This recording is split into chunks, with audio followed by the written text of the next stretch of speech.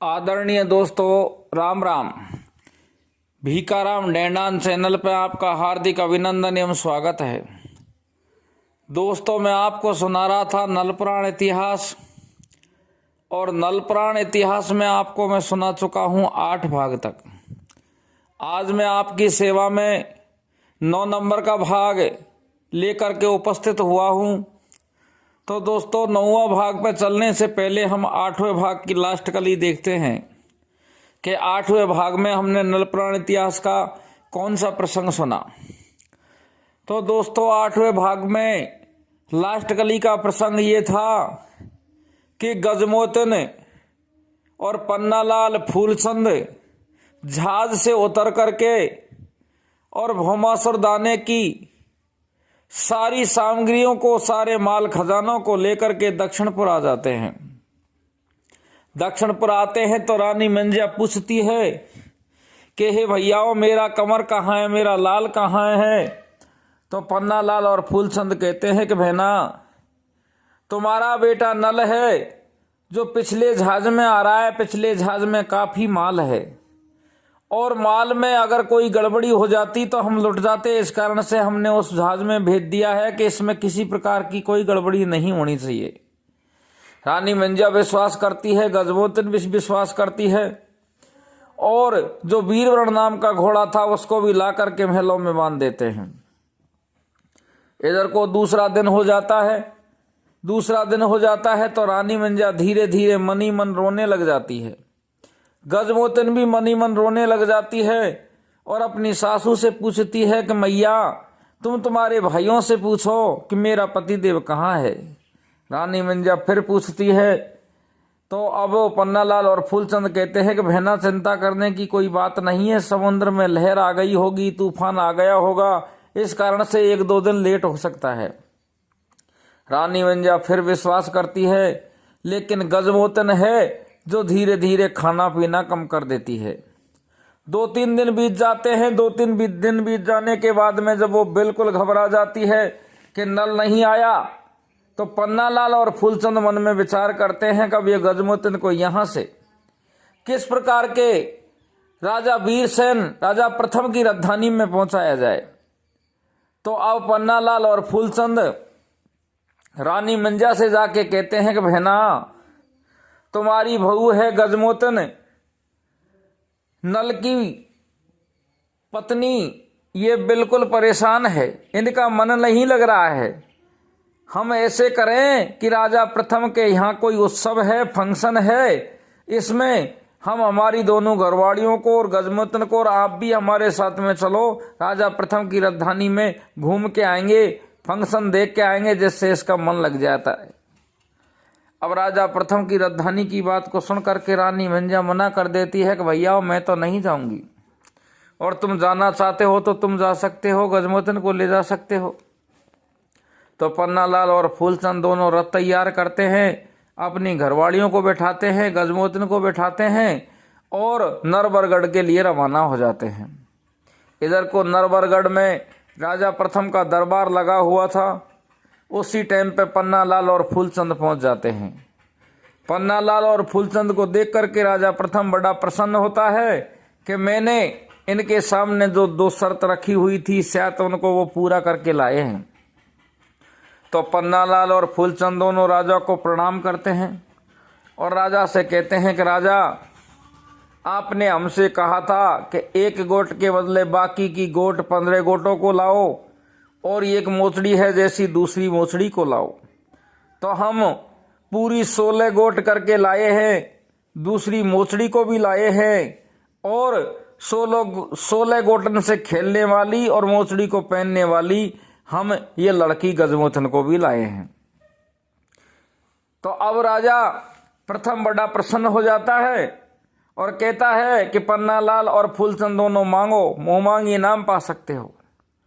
तो अब वो मुंहमांगी इनाम लेकर के वापस दक्षिणपुर को आ जाते हैं। और इधर को गजमोतन से राजा प्रथम कहता है कि हे प्राणन प्यारी, हे सुंदरी, क्योंकि गजमोतन अप्सरान से भी सुंदर थी। गजमोतन को देख करके राजा प्रथम मन में विचार करता है कि मेरे 101 रानी हैं, जिनमें से एक रानी को मैंने देश निकाला दे दिया, मरवा दिया, बाकी की 100 रानी के कोई संतान नहीं हुई। इसके साथ में मैं शादी करूं, बड़ी सुंदरी है, इसके से कोई पुत्र हो जाएगा तो मेरी राजधानी का वारिस हो जाएगा। इतनी विचार करके और गजमोत इनसे कहता है कि हे सुंदरी, हे मृगनयनी, अप्सरान से भी सुंदर, मैं आप पे बड़ा प्रसन्न हूं और आपसे मैं ये चाहता हूं कि आप मेरे साथ में शादी करो।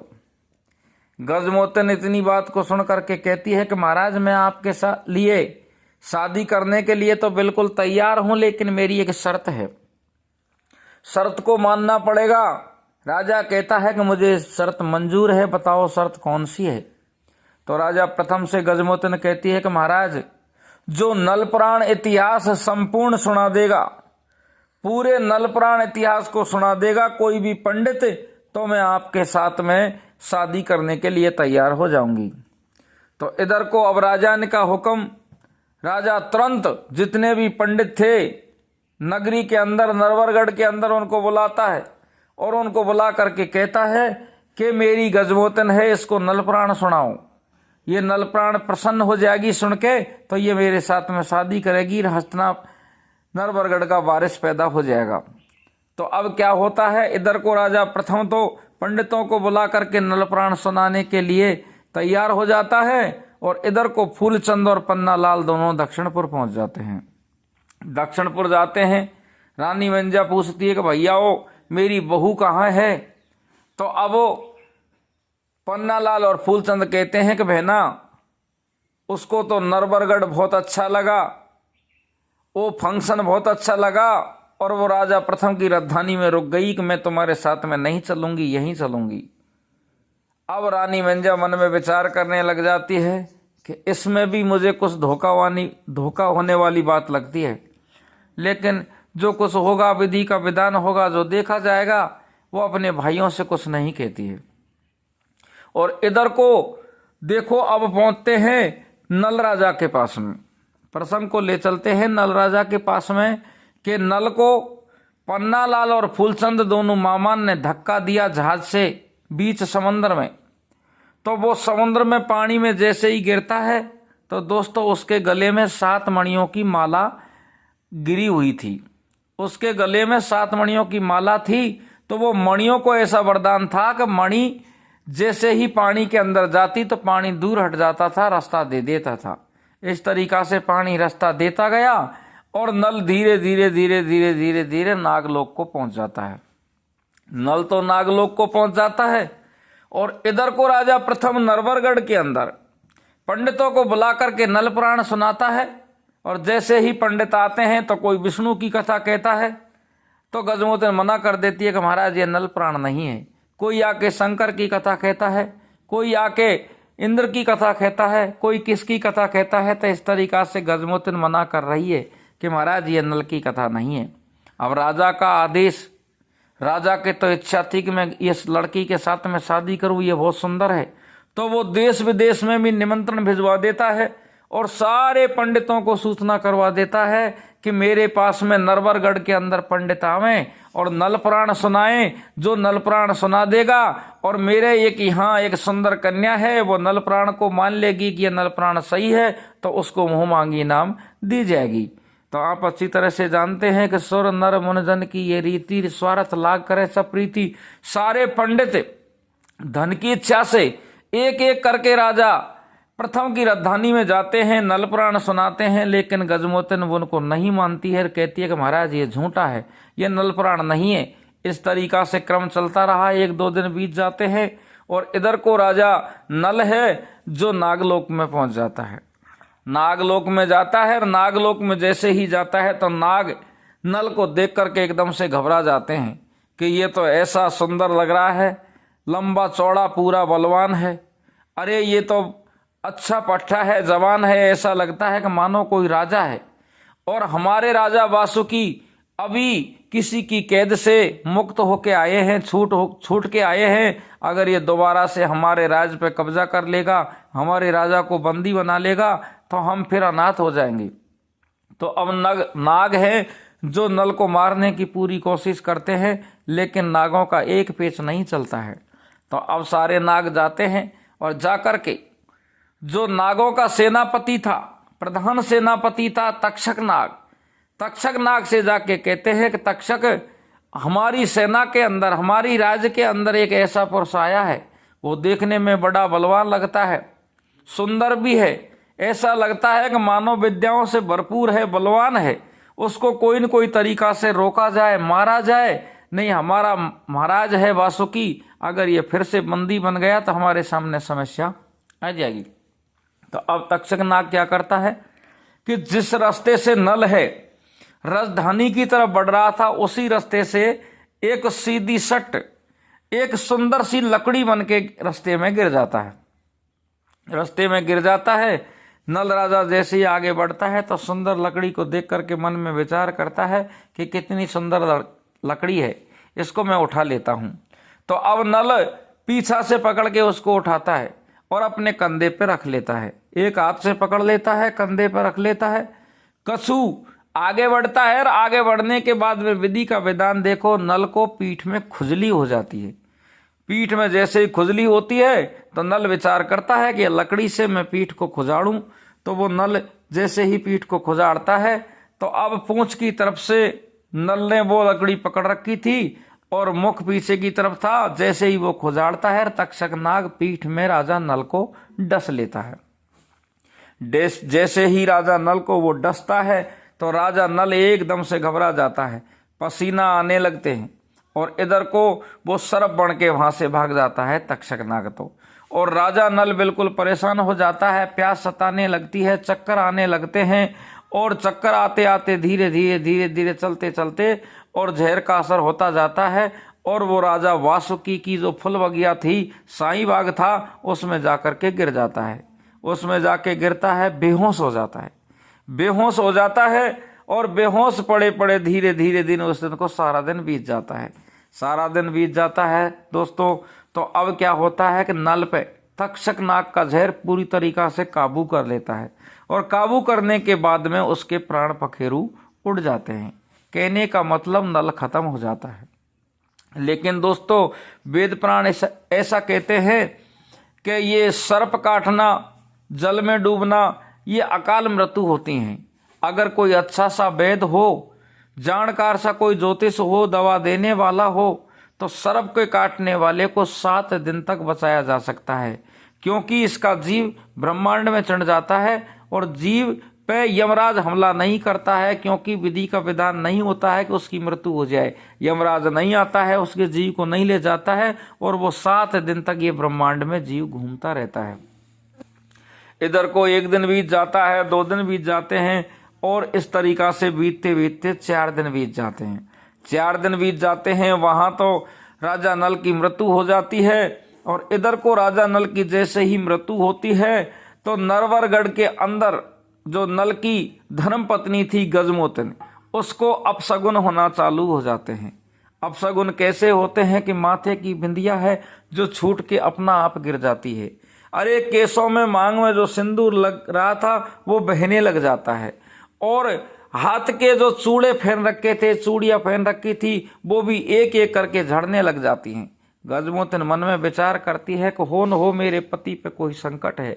हे शंकर भगवान, मैं कैसे करूं? अब मैं किस तरीका से मेरे पति की प्राणों की रक्षा करूं? मैं तो यहाँ नरवरगढ़ के अंदर हूं और न जाने नल कहाँ है। तो इस तरीका से वो शंकर भगवान का जाप चालू कर देती है। और इधर को राजा प्रथम है जो नित्य प्रतिदिन पंडितों को बुला करके अपनी आम खास जो कचेड़ी थी उसमें एक एक करके पंडित आते, नल प्राण सुनाते, लेकिन गजमोतिन सबसे मना कर देती है कि महाराज राजा प्रथम, ये नल प्राण नहीं, ये झूठा है। इस तरीका से वो क्रम तो चलता रहा और इधर को 4 दिन बीत जाते हैं। 4 दिन जैसे ही बीतते हैं तो एक दिन वासुकी के मन में उमंग उठती है कि चलो, मुझे बहुत दिन हो गए घूमे हुए, मैं आज मेरे बाग में चलता हूँ, साईं बाग में चलता हूँ और बाग का निरीक्षण करके आता हूँ। तो अब राजा वासुकी जो सर्प था वो घूमने के लिए अपने बाग में आ जाता है और बाग में आकर के घूमता घूमता आगे बढ़ता है तो उसको अचानक लाश पड़ी हुई दिखाई देती है। लाश को देख करके वो तुरंत आगे बढ़ता है और तुरंत आगे बढ़ता है। जैसे ही लाश के नजीक पहुंचता है तो उसके रूप को देख करके वासुकी नाग तुरंत समझ जाता है कि ये तो नल राजा है, और नल राजा मेरा धर्म का भाई है, धर्म का मित्र है, पगड़ी पलटा यार है। इसने मुझे दाने की कैद से छुड़ाया था और मैंने उस टाइम पे वरदान दिया था कि तेरे सामने किसी प्रकार की कोई समस्या आएगी, उस समस्या का निवारण मैं करूंगा, तेरा साथ मैं दूंगा।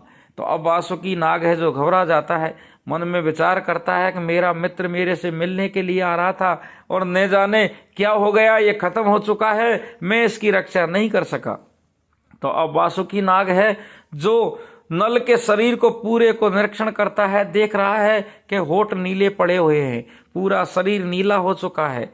और जैसे ही वो शरीर पे नजर घुमाता है तो पीठ में सर्प के 2 डंक नजर आ जाते हैं। सर्प के 2 डंक नजर आते हैं तो वो तुरंत समझ आता है वासुकी नाग किसी नाग ने ये बेईमानी की है, ये दुष्टता की है, या अनिष्ट कर्म किया है, जिसने किसी नाग ने डसा है। तो वो तुरंत नागों को बुलाते हैं और नागों से कहते हैं कि तुम्हारी पूरी सेना को बुलाया जाए, तुम्हारे सेनापति को बुलाया जाए। तो वासुकी नाग सारी सेना के बीच में कहता है कि दुष्टों, ये किसने घिनौनी हरकत की है, मुझे बताओ। ये तो मेरा मित्र है, मेरे से मिलने के लिए आ रहा था।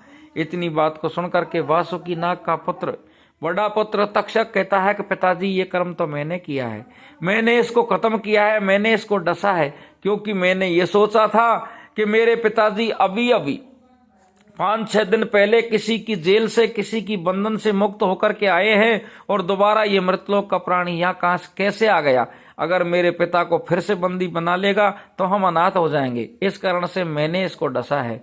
वासुकी नाग कहता है कि रे दुष्ट, तैने ये गलत किया है, ये घोर पाप किया है, ये कोई साधारण इंसान नहीं, ये वरदानी राजा नल है, देवी माँ का वरदानी है, ये राजा प्रथम का पुत्र है, मंजा रानी का पुत्र है, ये मेरा धर्म का भाई है, अरे ये मेरा पगड़ी पलटा यार है, मैंने इसको पसंद दिए थे, किसी प्रकार की तेरे सामने कोई समस्या आ जाए तो मैं उसका निवारण करूंगा। तो अब इतनी बात को सुनकर के सारे नाग परेशान हो जाते हैं, कांपने लग जाते हैं, धूजने लग जाते हैं। वासुकी नाग कहता है कि मैं एक एक नाग को खत्म करूंगा, जल्दी से कोई उपाय करो और या जाकर के अमृत लेकर के आओ। अमृत की बात आती है तो तक्षक नाग कहता है कि पिताजी, अमृत तो हम किसी के लिए भी नहीं ला सकते, क्योंकि अमृत हमारे पास में सुरक्षित रखा हुआ है और ये सारे देवता ने मिलकर के हमारे पास में रखा हुआ है, अमृत को हम किसी के कारण नहीं ला सकते।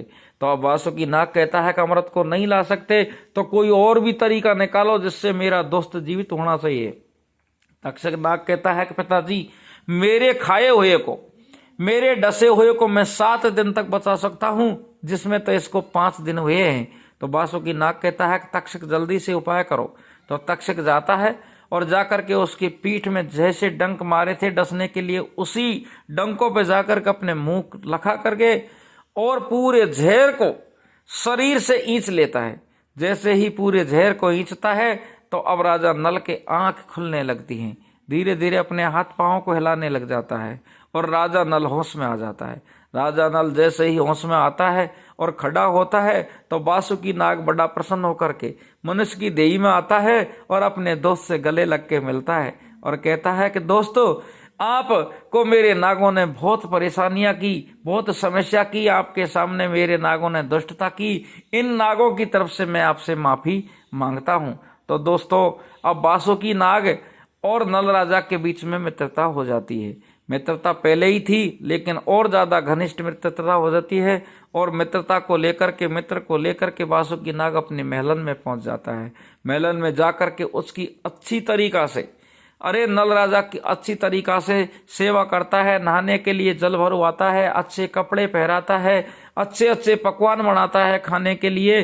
और इधर को रानी गजमोतन है, जो भी पंडित आता नल प्राण सुनाता सबको मना कर देती है, क्योंकि नल प्राण को या तो गजमोतिन जानती थी और या स्वयं नल जानता था या देवऋषि नारद जानता था, और कोई नल प्राण को नहीं जानता था।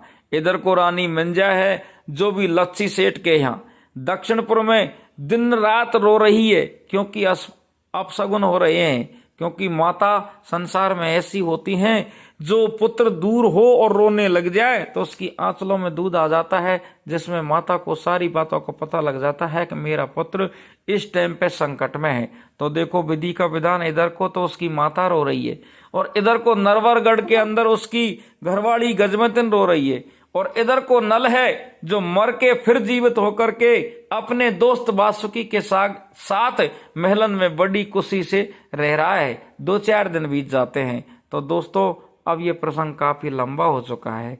ये नल पुराण इतिहास का 9 नंबर का भाग है।